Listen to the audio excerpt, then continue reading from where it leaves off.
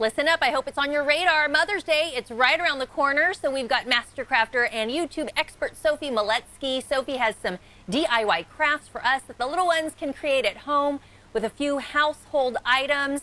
Sophie, you always have such great ideas. Talk about what we're going to make today to kick off Mother's Day. Hey, Aubrey, how are you? Happy Mother's Day to come.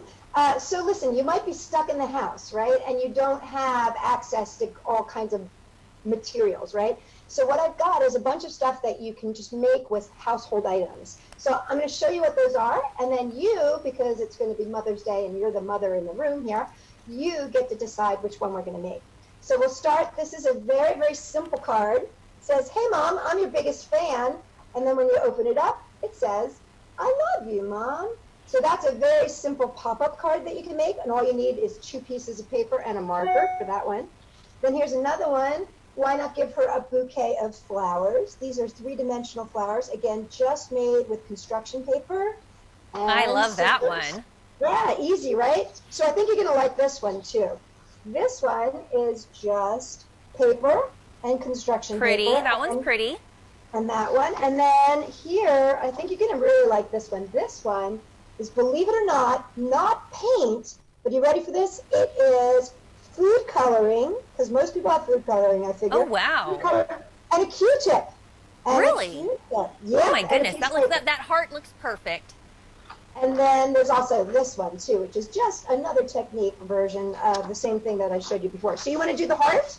Yeah, let's do the heart. I think that's really cute.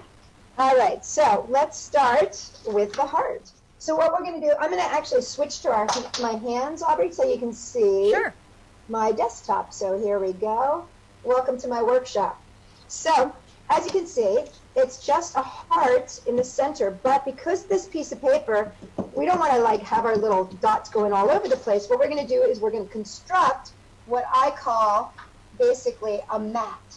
So, first thing first, take our little piece of paper here, and we're going to make a mat. And the way we're going to make a mat is just take a piece of paper like this, and fold it in half and cut a heart shape. Gotcha. So that's why your heart was so perfect. You had a little guide, a little stencil there. Well, exactly. And you know, the thing about it is nobody can expect anybody to make a perfect heart, you know, with with little paints. You know, it's impossible. So you create a stencil. So what I'm going to do is I'm just going to take some of these little loops of blue tape here. And it's great if you can use something like this or washi tape, you know, that'll come off easily, because you don't want it to pull away. Once you take the stencil off, you don't want it to take your whole artwork with it. You know what I mean? That's right, Sophie. And I wanted to say, you know, we're used to, you know, kids are usually in school, so we're getting the handmade crafts from school. But just because they're not in school doesn't mean the kids can't still handcraft a gift for Mom with love. Absolutely. And I mean, the biggest thing is that what you want is you want something that's fun, you want something that's easy, and you want something that allows them to have their own personality. Okay, so see there, we've done that. Okay, then what I'm going to do, and get this, this is from my salads that I eat for lunch every day. Repurposing, I love it. You got, hey, listen, I got to recycle everywhere I can, because I got to tell you, I can't get out to the stores, right? So, true. You know, I got to use the recycling techniques too. You should see my bin; it's overflowing with great stuff for crafting. So anyway, we're going to just put some drops. Now you notice it doesn't take very much. I was just going to say, I always tell my boys when we're working with any kind of food coloring, just a little bit. You can always add more, but you can't take it away. That's the thing about it. Yeah, if you're making slime and stuff like that, you'll notice that a little bit goes a long way. Okay, so I've got all my colors here, and then I'm just going to be using a Q-tip. And what you do is just take that Q-tip. Now, the one main thing that you want to try to make sure that you're doing is get these edges, right? Because the edges are what's going to create your shape. But then you just go, woo, just go to town, right? And I think, you know, this would be good for kids of any age. Yeah, yeah. Well, and you know, if they're older, they can get really, really, you know, into it and do like shapes and technical dot placement, you know. But if you're a little one, you can just go to town. Boop, boop, yeah, boop, dab, boop. dab, dab. Exactly. We can do that. What do they say? A little dab will do you, right? Well, this is a little dab. So you keep going like that, right? And you just cover the whole thing. So you'll end up, this is what you'll end up with.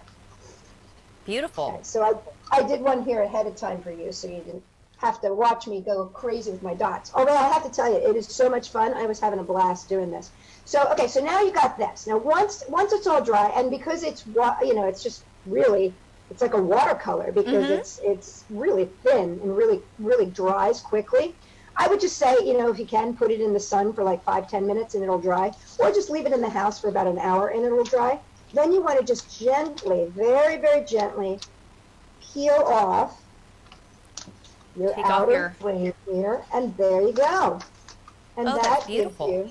That gives you your beautiful card. And then, of course, you can write whatever you would like to around here. Now, just so you know, if you've got like ink pads at home, you know, those ink pads that people use for, you know, for stamping and stuff like that. Yes. You can also do it with thumbprints. Oh, that's another good really idea. Cute. So you can get like all the family, you know, can get doing some thumbprinting, which is also fun because then, you know, you get the personality of your kids and you've got all their little fingerprints, and it's just kind of fun to have something. You know, like I must that, say, Sophie, you're always creative and crafty, but I think even now more than ever that we are at home, people are really flexing those creative muscles, and it's good when my boys can sit down and do something creative. It helps to break up some of that schoolwork. So hopefully they are now inspired to make me something for Mother's Day. Tell our viewers where people can go for more information and some ideas on your amazing crafts.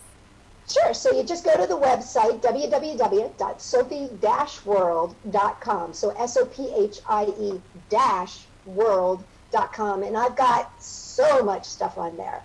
And you know, and we're just having a great time hanging out with people, even though it's a hard time for everybody. It's actually becoming a very creative time because people really have to think outside the box.